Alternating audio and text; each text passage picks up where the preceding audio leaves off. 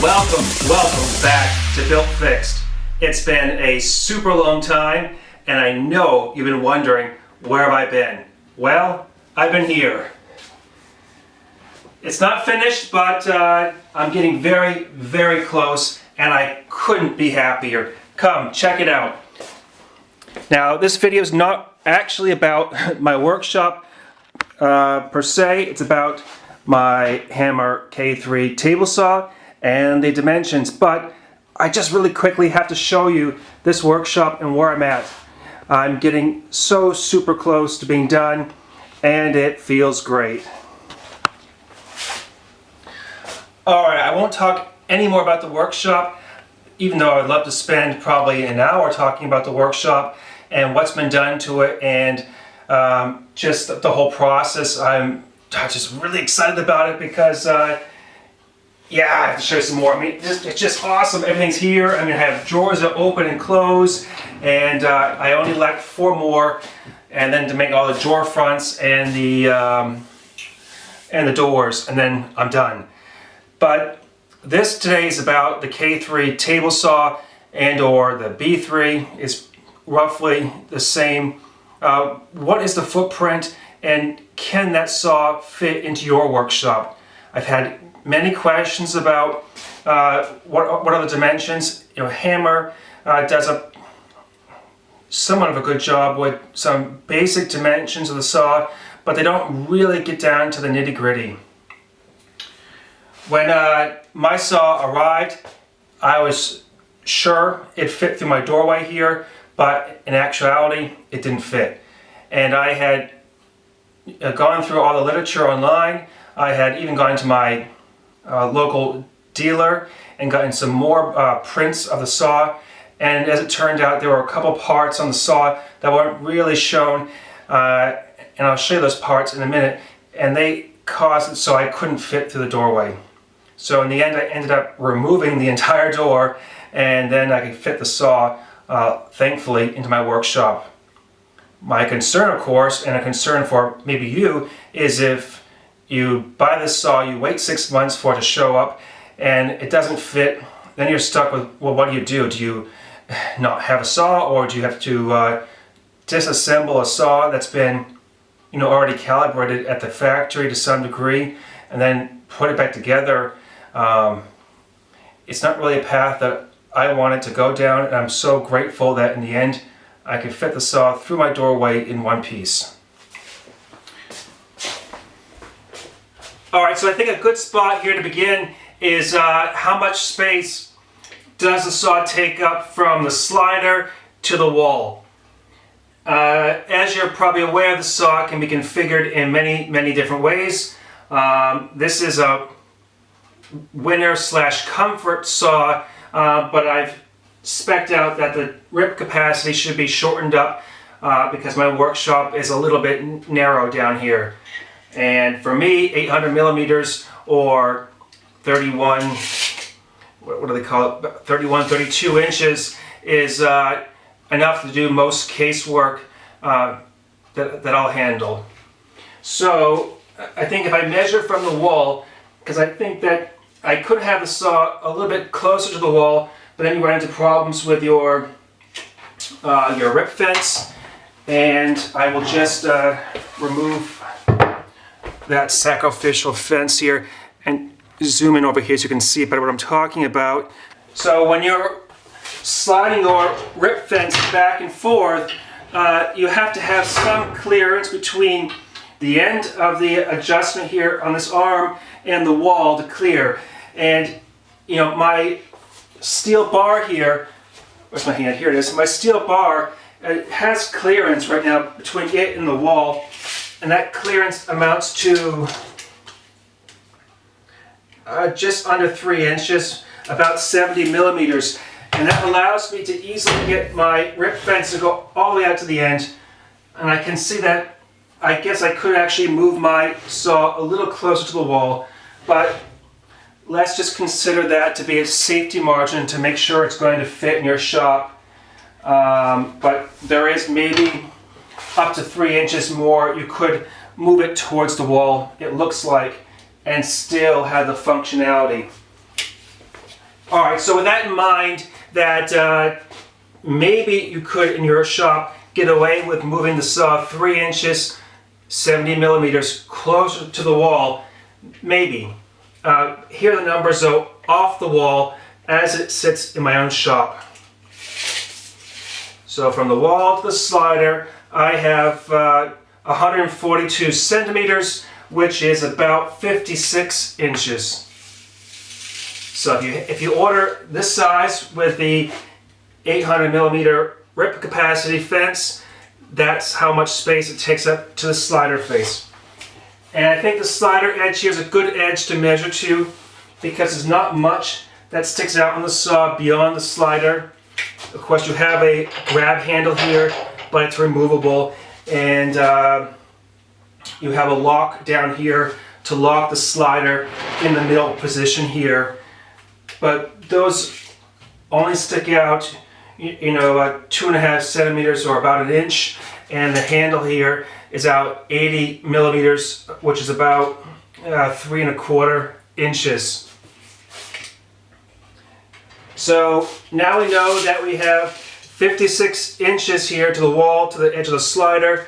The next question is, well, which option do you have in your workshop or wish to have in your workshop with your saw? Do you want to have an outrigger? If I was you, I would get an outrigger. I know you might think it's just for cutting up plywood, but it's really for a lot more than that. If you do a lot of cross cutting and you want to stop using your chop saw so much, this outrigger can take the place of your chop saw. And I can't count the number of times that I would have used my chop saw, but now I've actually just jumped over here to the outrigger and cross cut something, and it's very, very accurate. So my outrigger here with this cross-cut fence, the cross-cut fence, the option that I have here is the 49-inch option, which is just over 1.2 meters. It's actually 124 centimeters in length, and the distance that the tip of this here sticks out past the edge of my slider is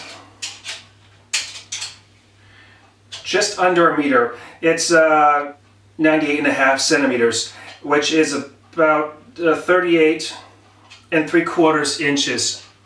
So just to recap here really quick, if you use an outrigger and you have it set up with a with this length cross cut, you're looking at needing from the wall to the end, you need just over 2.4 meters, about 95 inches. And remember, I did say that maybe you could get the saw up to 3 inches closer to the wall. And I just wanted to one more time talk about that getting close to the wall issue. Is if you're that close to the wall, as close as I am now or any closer, it's not possible to remove your rip fence arm here. Of course, the rip fence can come off, it slides off, but the actual adjustment piece and locking mechanism can't come off unless you're farther away from the wall than I am. But I kind of figured, how often will I take it off? And if that day comes, then I deal with that issue then. Alright, so now we have the size that saw takes up from the wall to the edge of the slider, and from the wall all the way out to the tip here of the outrigger. Maybe now you're wondering, well, how much real estate do I need to have in my workshop to deal with this slider? Alright, well, this is a 2-meter slider, which I believe in the US or UK it's a 79-inch length slider. And that's kind of one of those tricky things when you look in the online, how much space does it take up. If I go all the way forward, my slider from the front face of the cast iron here. So the length of my slider to the edge of the cast iron face here to the front of the saw is 54 inches, which is 137 centimeters. So you have 130 centimeters from this face here to the tip down here.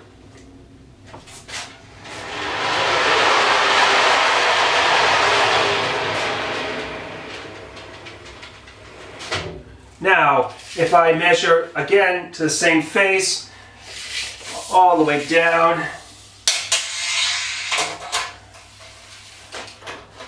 I'm up to 105 1/4 inches, which is 267.5 centimeters. So, just under 2.7 meters. Now, there is one thing to keep in mind.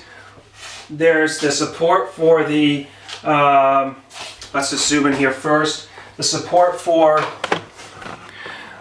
you have that support here for the sliding table saw, and that sticks out a ways beyond the saw. So let's move the camera over here and try to get a better view.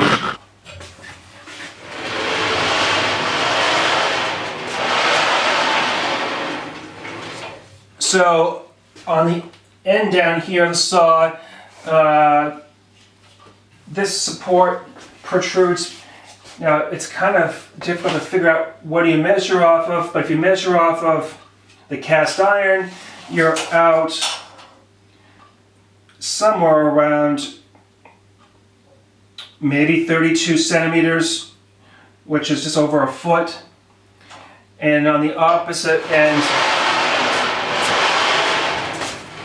from the face of the cast iron, it's a little bit more actually on this end here. It might be around 36 centimeters, which is about 14 inches. So that's something to keep in mind.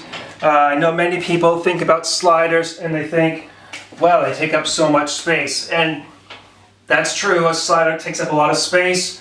But then again, if you're cutting a big piece of plywood on your normal cabinet saw, it takes up just as much space when you're using the saw.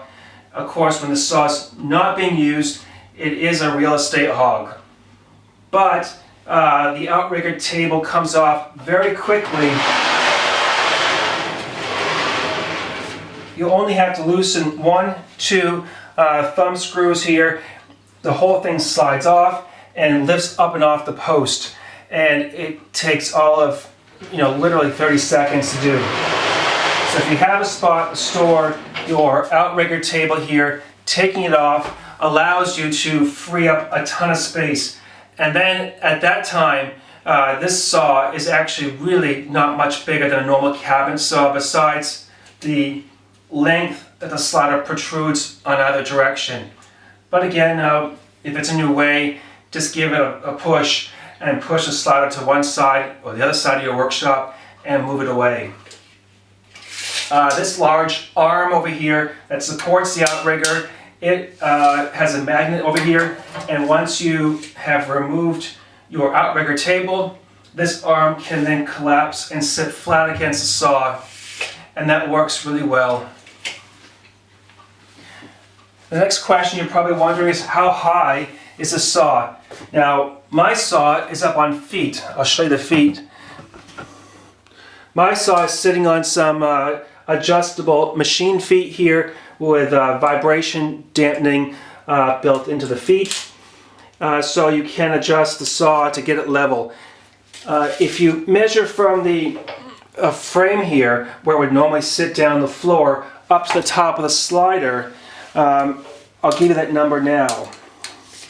So from down here to the very top of the slider, I get a measurement of about 847 millimeters. So you're looking at 33 1/4 inches from the floor to the top of the slider. And that depends on how do you want to use this machine. For myself, my saw sits up higher than 33 inches because I have the machine feet down here, and I really think that unless you're going to put this saw on a mobile carriage, which I think is a bad idea, But unless you do that, then you're probably going to want to have some machine feet to level out the saw. I think every piece of equipment runs better when it's totally dead level. And if you have it on a mobile carriage, there's no way to ever have your machine really sit level. But my saw right now is 905 millimeters off the floor, which is a little over 35.5 inches. And I'm going to have to raise it up yet again, just a bit more. And I'll show you what's happening here in my workshop. Since I have this horseshoe shaped workshop now with this countertop like this that wraps around, I do have a countertop over here, and I need to raise my saw up now so it clears the countertop. I'm probably going to raise it up about 2 centimeters, just over 3/4 of an inch, and that will give me just a little clearance above my countertop so sheet goods that might have some bend in them don't slide across my countertop.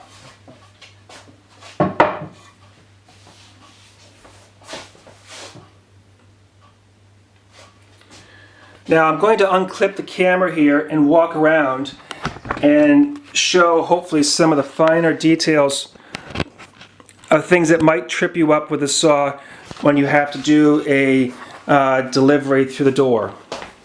Now, one thing that might trip you up when you're trying to move your saw into a workshop through a small door is the Outrigger arm here. This support arm, I hope we're in focus here still, guys.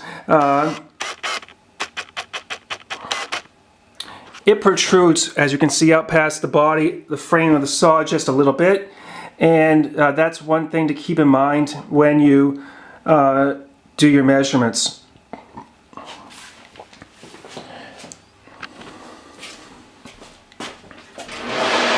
Now, it is in actuality possible to remove this piece here for the pin, but after I looked at it and realized how much adjustment there is to get this pin here to be totally plumb and run true with relation to this outrigger arm and the outrigger table here, I thought, you know what, it's really not smart to fool with it, and I left it alone. And that was probably, I think, in hindsight, a very smart move. Alright, I have some stuff stored over here. The other thing that might trip you up is the power supply. The power supply, as you can see, sticks out past the saw. These arms brackets here that support the additional sheet metal table up above, they actually are not on the saw when you take delivery. That's a user installed part that you have to do during the setup phase of your saw. So you don't have to worry about any clearance issues with this steel table here, sheet metal table. You only have the cast iron table on the saw when it's delivered. At least for me, that's how mine was delivered. And the power supply that could be potentially undone to give some more space.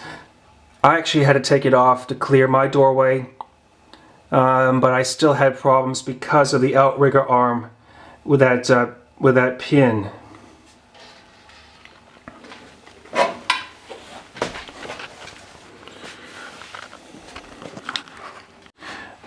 So other things to take into consideration, your overhead situation. This saw has dust collection that can be utilized down from the top with the Euro guard here. I have mine up and out of the way when not in use, but that's another consideration that you should think about, is how will you get dust collection to the top of your saw blade.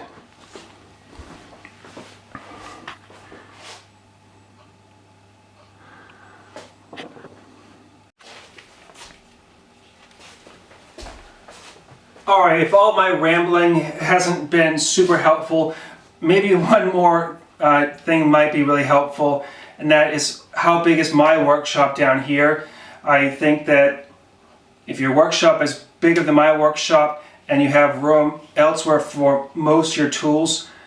In here I only have, as you can see, the workbench that wraps around. I have my AF22 dust collector in the corner behind the camera, and I have a drill press and of course a table saw. But otherwise, that's all I have in this one room here. If you have a similar setup where that's all you're going to have in this footprint of space, then I can tell you that your K3 Winter or Comfort will definitely fit.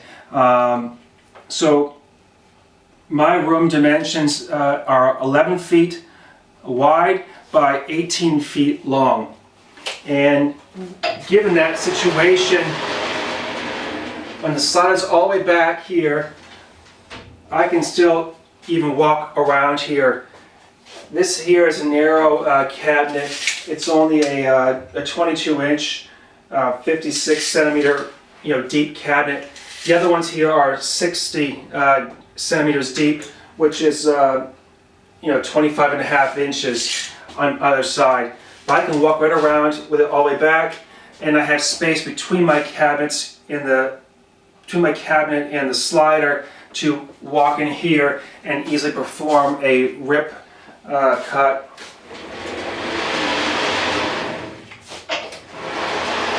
So in metric, the width of the room here is about 335 centimeters by 5.5 meters in length.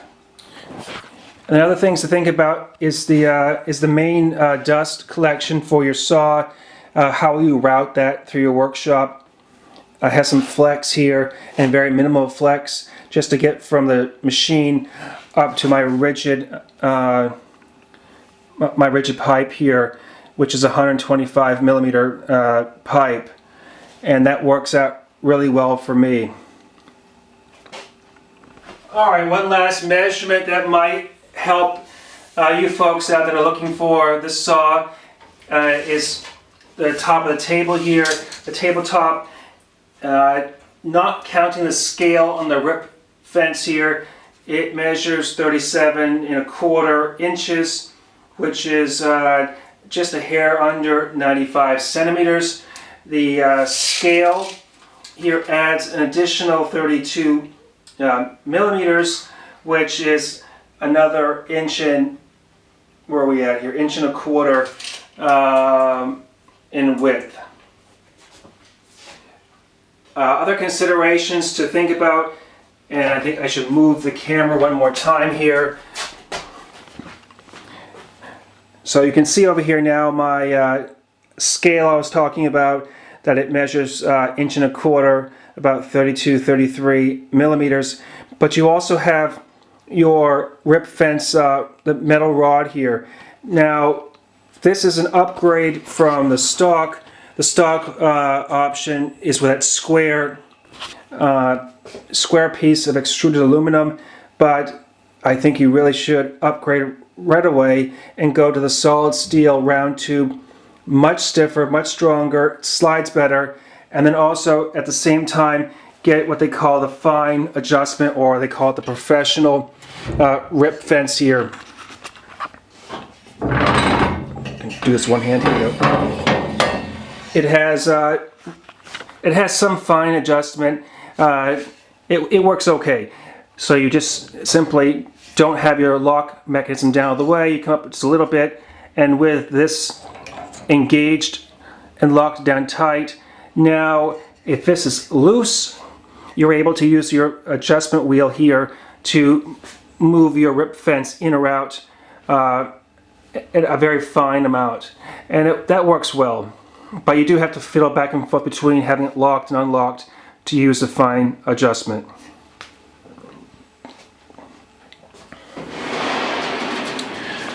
Other things to look at here, you have your hand wheel. I just saw on their website this week they have a sale, and you can now get the hand wheel here with their digital, if you call it digital, with their integrated bevel angle into the wheel here. It's on sale, and I think I might go for that because it could be nice to have something a little bit more accurate than just staring at a sticker here. So yeah, check it out if you're on their website. I think they call it the system hand wheel with scale. It looks good, but I haven't tried it, so if you've tried it, let me know how it works out. And maybe now I'll just walk around the saw a little bit and take some video footage here, just showing the saw in the workshop and giving you a feel for the space it takes up.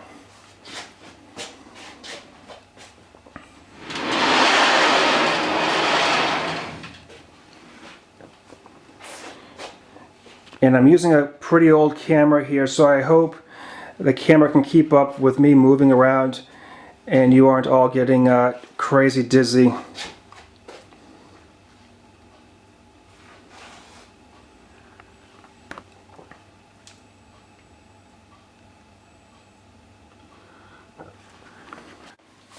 Okay, one last measurement you're going to want to know is how wide is the machine from here to here, and that's important to get through your doorway. This is the most narrow dimension on the machine, and at the bottom you're about 75 centimeters, which is about 29.5 inches. Up top you gain some distance here, and you're perhaps 78 centimeters, which is 30.75 inches. But again, you shouldn't forget about the power supply over here, which sticks out a far amount. On this machine here, it's out about 150 millimeters, 15 centimeters, which is pushing 6 inches. So probably most people will have to remove their power supply to be able to fit it through a standard doorway. Well, YouTube, that's going to wrap up this video. I want to say a huge thank you to everyone out there who's helped support this channel by subscribing or leaving me comments. It really helps, and it is it's just such a great feeling to see this channel grow, and I hope my video content has some sort of meaning for you. So good luck with your project, and enjoy your weekend. It's Friday morning here, and so get on out there, go build something, enjoy yourself, and I'll see you in the next one. Bye now.